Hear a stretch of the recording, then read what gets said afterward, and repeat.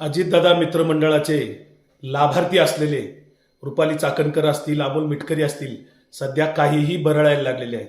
खरं तर निसर्ग नियमानुसार जेव्हा माणसाकडे बोलण्यासारखं काही नसतं, वैचारिक बैठक नसते किंवा फक्त लाभार्थी म्हणूनच जे कार्यकर्ते राजकारणात वावरतात ते व्यक्तिगत पातळीवर समोरच्यावर हल्ले करत असतात, व्यक्तिगत पातळीवर बाष्कळ बडबड करत असतात. कारण त्यांच्याकडं मटेरियल संपलेलं असतं, त्यांच्याकडे आत्मविश्वास उरलेला नसतो.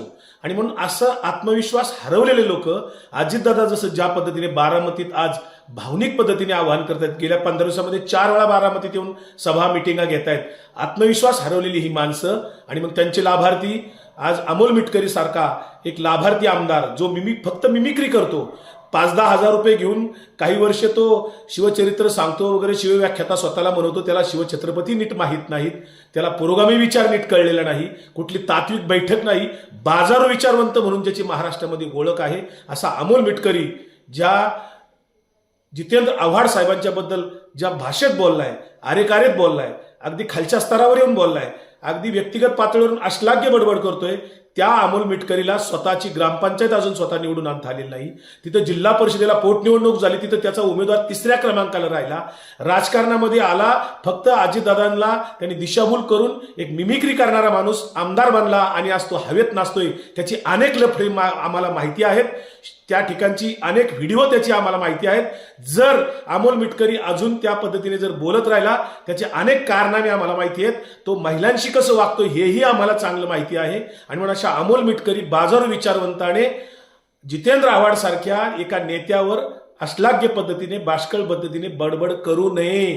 कारण जितेंद्र आव्हाड हे स्वयंभू आहेत, त्यांच्या मतदारसंघामध्ये ते स्वतःच्या कर्तृत्वावर त्या ठिकाणी निवडून येतात. त्याच पद्धतीने अमोल मिटकरी तू राजीनामा दे आणि आमदारकीला कुठेही उभा राहा, तुझ्या मतदारसंघात उभा राहा, फक्त निवडून येऊन दाखव, एवढंच तुला जाहीर आव्हान आहे. मी तुला आरेकारेत बोलतो याचं कारण तू माझ्यापेक्षा लहान आहेस, सामाजिक आणि राजकीय जीवनात तुझं वय सुद्धा लहान आहे, दोन्ही अर्थाने मला तू लहान आहेस. मिमिक्री करून, चमकोगिरी करून, खोटं बोलून, बाजारू विचारवंत म्हणून, बाजारू शिवव्याख्याता म्हणून तुझी प्रसिद्धी आहे.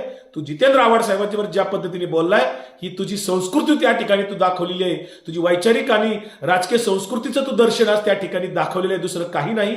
त्याच पद्धतीने रुपाली चाकणकर सुप्रियाताईंच्या बद्दल बोलतात, त्यांचंही तेच आहे.